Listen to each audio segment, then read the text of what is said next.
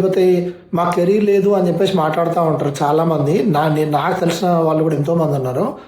వాళ్ళ స్పౌజ్ ఆబ్వియస్గా మ్యారేజ్ చేసుకున్నప్పుడు whether it is a lady are gents, వాళ్ళ స్పౌజ్ ఓకే యూఎస్కి పట్టుకొచ్చినప్పుడు డిపెండెంట్గా తనకి I-140 లేకపోతే సో ఆ పర్సన్ని కన్విన్స్ చేసి నేను ఎంఎస్ అవుతా నా కెరీర్ కావాలి అని చెప్పి ఆ మాత్రం కన్విన్స్ చేసుకోకుండా ఎందుకుంటారు?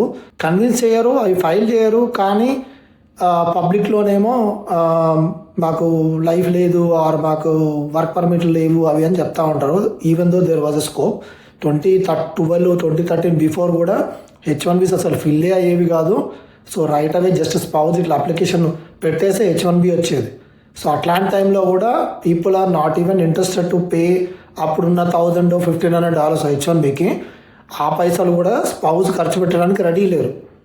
సో అట్లాంటి సిచ్యువేషన్ మెయింటైన్ చేశారు. ఇప్పుడు H4EAD వచ్చిన తర్వాత ఏమైందంటే వాళ్ళ ఫ్రీడమ్ వచ్చింది, అంత బాగానే ఉంది. కానీ at the same time H4EAD లేకపోతే ప్రాబ్లం ఉంది అంటే కెరీర్ గ్యాప్లు లేకపోతే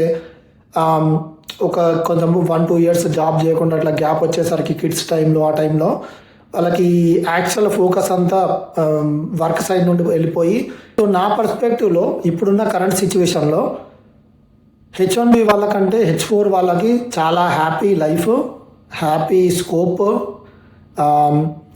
ఇదంతా నడుస్తుంది. కానీ మనము ఒకసారి నాకు అనిపిస్తున్న కొన్ని థింగ్స్ నేనేమనుకుంటున్నా అంటే H4EAD వల్ల స్కోప్ ఉండడం వల్ల ఆల్ ద ఐటీ సైడ్కి వచ్చేసరికి ఎంట్రీ లెవెల్ ఐటీ జాబ్స్ అన్నీ వాళ్ళు చేస్తున్నారు. సో లోకల్లో ఉండే యుఎస్ కాలేజ్ గ్రాడ్యుయేట్స్కి for the first time highest unemployment రేట్కి వచ్చారు.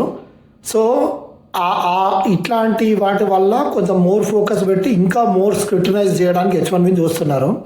సో నా పర్సనల్ ఒపీనియను. సో మేజర్గా H4EAD వల్ల యూజ్ చేసే వాళ్ళకి బిందాస్, పెద్ద ఇష్యూ లేదు, హ్యాపీ. యూజ్ చేయని వాళ్ళకి అరే మనం యూజ్ చేయలేకపోతున్నాం అనే జెలస్ ఉంటుంది.